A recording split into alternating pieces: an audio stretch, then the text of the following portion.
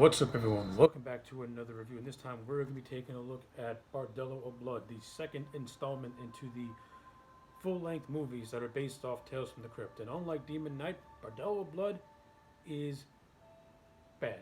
Now, Demon Knight is not considered a good movie in many circles, but for a horror movie, for what it is, it's a fun movie. Bordello of Blood is not fun at all. It has some okay moments here and there, but overall, I think Bordello of Blood is a bore. This movie, no matter how many times I've seen it, and I've seen this thing since I was 6 years old when it first came out, no matter how many times I watch it, I can never, my attention span for this movie is low. I'm just not into it. There's something about Bordello of Blood that just doesn't do it for me at all, and I think I know what it is. I think it's the overall, just the feel of this movie is, it just feels so forced. Nothing about this movie feels organic. And I think that has a lot to do with a lot of this movie had a lot of backstage issues. And it clearly shows on screen. Like, none of these actors have any chemistry whatsoever. Dennis Miller is not a good lead. He has a few funny moments here and there, but he's painfully unfunny. The lead and the other lead actor played by Erica Erica something. Elenaki. She was from Baywatch, and she's not good. She's like a deer in the headlights. Angie Everhart, bless her soul, she's a gorgeous woman even now, but you can tell that she has no acting experience in this movie, and it clearly shows. She plays the lead villain, and she has no on-screen presence. Easy on the eyes, gorgeous woman, but when she has to act, it's ugly. The looks, her acting skills are not worthy of her looks. I'm sorry. Her looks are not worthy of her act. See, this movie's so disjointed. I'm getting disjointed. Her looks are not worthy of the looks. The acting, her acting skills are fucking terrible. That's what I'm trying to say. She's bad. She is horrible. The only two actors in this movie got I kind of like and are kind of cool are Corey Feldman, who plays a character called Caleb. He's barely in the movie. He appears in the beginning, and then he comes back in the end as a vampire and dies. And then you have Chris Sarandon playing Jimmy Curran, who plays this over-the-top reverend. And Chris Sarandon is fun for the scenes he's on screen. It looks like he's enjoying himself, and he's really hamming it up as a reverend. And and in the end, he and Dennis Miller have a kind of entertaining fight when they team up to take down the vampire whores below the whorehouse to Ballroom Blitz. That was okay, I guess. That was pretty funny.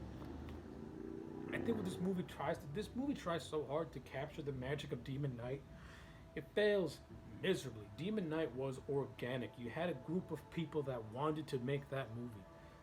You can tell that nobody wanted to make this. It feels so lifeless. It's so dull. The story does nothing for me. I mean, the only two good parts of this movie is the opening prologue with the Crypt Keeper and William Sadler returning as a different character known as the Mummy. Their shtick together was hilarious. Being two friends that are playing like poker where they gotta chop off each other's limbs, that stuff was funny. And I like how it bookends the end of the movie too. That stuff is entertaining. The stuff with Chris Sarandon, I like, because Chris Sarandon's a good actor, and I like him in this movie because he's the only one who looks like he's the only one that's hamming it up and is hamming it up, and actually looks like he's having a good time. Dennis Miller looks like he'd rather be anywhere but there. All the other actors, they look like they'd rather be anywhere but there.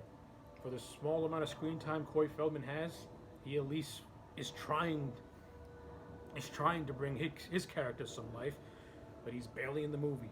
And this movie is mostly an investigation plot with Dennis Miller as our lead, and he's just cannot capture my attention at all. To tell you the truth, I would have liked it better if the roles were reversed, if the Chris Sarandon Reverend character is more at the forefront and the Dennis Miller private investigator character more or less in the background, because I like the whole hook of the Reverend being the one that brought the vampires to the States because he wants to cleanse the world of sin, and then his plans backfired. I would have liked that more at the forefront, therefore thus giving him a good character arc where he goes to redeem himself at the end. I mean, he has that, but I'd like it better if he was more of the lead.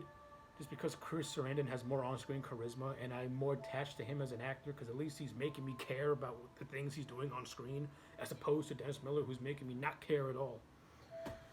So, yeah, I'm sorry, but Bordello Blood is and always will be a solid 2 out of 10. Chris Sarandon and Corey Feldman, they're okay in the movie. The stuff with the Crypt Keeper is funny. I will say that the movie is decently directed by Gilbert Adler. It's not sloppily directed. It's just poorly written. It's not engaging, and the storyline just flat out sucks. Yeah, 2 out of 10 for Bordello Blood. I don't like this movie. Let me know what you thought about this movie in the comment sections below. Also, let me know if you like Bordello or Blood or Demon Knight in the comment sections below. Plus, I will put a link to my Demon Knight review in both the description box and comment sections down below as well. Anyway, like the video and subscribe, and I'll check you back next time for more.